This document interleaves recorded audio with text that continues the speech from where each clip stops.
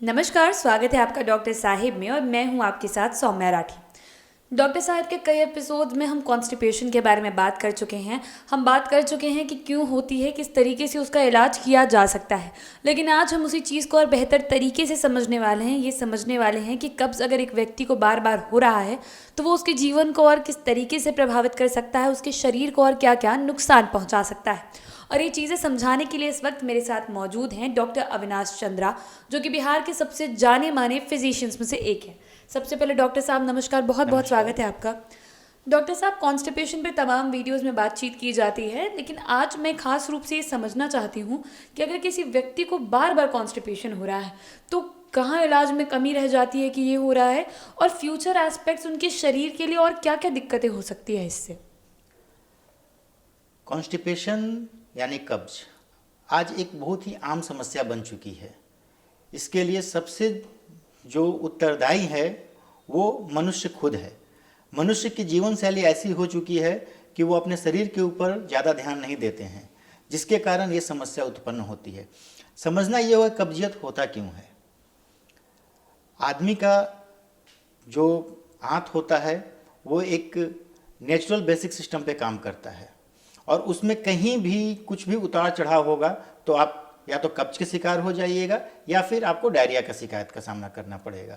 कब्जियत बेसिकली मल का कड़ा होना या नियमित रूप से मल का निर्वाहन डिस्चार्ज नहीं होने को हम लोग कब्जियत बोलते हैं। कब्जियत होने का सबसे बड़ा जो मुख्य कारण है वो अनियमित दिनचर्या है, खान पान की अनियमितता है, अनियमित जीवन शैली है। आदमी आजकल के युग में पानी बहुत कम पीते हैं, फाइबरस डाइट बहुत कम लेते हैं और जंक फूड का सेवन ज़्यादा करते हैं, जिसके कारण कब्ज की समस्या आम हो चुकी है। कब्ज से आजकल बच्चों से लेकर बूढ़े तक प्रभावित हो रहे हैं। कब्ज जो होती है उसको हम लोग मानसिक समस्या के तौर पर भी समझ सकते हैं या एक बीमारी के रूप में भी हो सकती है। जी, तो डॉक्टर साहब, अगर किसी को डायग्नोस हो चुका है कि उसे कॉन्स्टिपेशन है, मेडिकेशन चल रही है, उसके बावजूद अगर सारी दवाइयों के बावजूद अगर ये समस्या रह जाती है तो उसके क्या कारण हो सकते हैं? कहीं ना कहीं उसके जीवन शैली पे उसका प्रभाव पड़ता है। वो अपने जीवन शैली में सुधार नहीं कर पा रहे होंगे, जिसके कारण ये समस्या उत्पन्न हो रही है। उनको अपने जीवन शैली में सुधार लाना ही होगा, खान पान के शैली में बदलाव लाना ही होगा, सामान्य खाना खाना होगा, तेल मसाला कम खाना होगा, नियमित रूप से एक्सरसाइज करना पड़ेगा, पानी का सेवन ज़्यादा करना होगा। आजकल लोग पानी का सेवन बहुत कम करते हैं। मैं बताना चाहूँगा आपके चैनल के माध्यम से कि दिन भर में कम से कम 3 से 4 लीटर पानी पिए, नारियल का पानी जरूर सेवन करें, खाने में सलाद का नियमित रूप से सेवन करें, स्वास्थ्यवर्धक खाना खाएं, बाहर की चीज़ों से परहेज करें, फास्ट फूड और जंक फूड्स को ना कहें।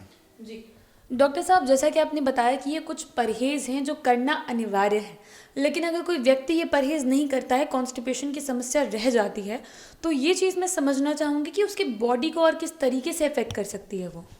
देखिए, अगर मनुष्य का नींद पूरा नहीं हो रहा है या मनुष्य तनाव में है तो भी उसे कब्जियत की समस्या हो सकती है, क्योंकि मनुष्य का जो अवस्था होता है वो दिमाग और पेट दोनों के बीच में इक्विलिब्रियम की अवस्था होती है, जिसे हम लोग ब्रेन गट एक्सिस बोलते हैं, वो मेंटेन रहता है।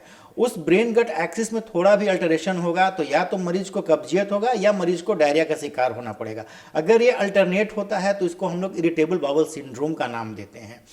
मरीज को अगर तनाव है और वो कब्ज का सामना कर रहा है तो उसके जीवन शैली पे और उसके कार्य क्षमता पे असर पड़ता है। उसका जो वर्किंग प्लेस है वहाँ पे उसके कार्य क्षमता पे असर पड़ेगा, तो उसका कार्य क्षमता जब बाधित होगी तो उसको अपने सबऑर्डिनेट से या अपने सुपीरियर से डांट सुनना पड़ सकता है। उसका पारिवारिक लाइफ दिक्कत में आ सकता है, क्योंकि अगर वो ऑफिस में डांट सुन के आएगा तो ऑब्वियस है घर में वो ज़्यादा चिड़चिड़ा महसूस होगा, उसका स्वभाव चिड़चिड़ा हो जाएगा, उसका वजन कम होने लगेगा। और जब ये समस्या हमेशा प्रशिष्ट करती है तभी हम लोग उसको बोलते हैं कि आप अपने जीवन शैली में बदलाव कीजिए। और कुछ जांच तब आवश्यक हो जाती है जब कि वो पूरा अच्छे से दवा खा रहा है और जीवन शैली में बदलाव कर रहा है, उसके बाद भी अगर ये समस्या रह रही है तो हम उसे नियमित रूप से जांच के लिए लेकर जाते हैं। उस जांच में हम लोग उनका अल्ट्रासाउंड कराते हैं, नीचे से आंत की जांच करते हैं, जिसको हम लोग सिग्माइडोस्कोपी बोलते हैं या फिर कोलोनोस्कोपी बोलते हैं। वो जांच हम लोग करते हैं, उस आधार पे हम लोग उनको कुछ दवाइयाँ देते हैं।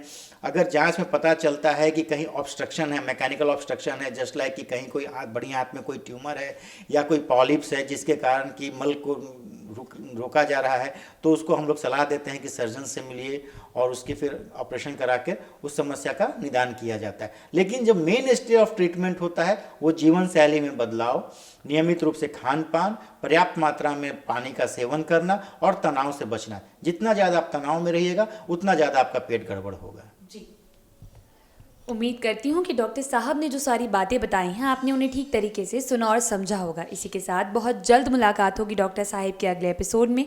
तब तक के लिए अगर वीडियो को फेसबुक पर देख रहे हैं तो पेज को लाइक करें, यूट्यूब पर देख रहे हैं तो चैनल को सब्सक्राइब करें। कमेंट सेक्शन या मेल बॉक्स के माध्यम से आप हमें बता सकते हैं कि डॉक्टर साहिब से आपके और क्या सवाल हैं। धन्यवाद।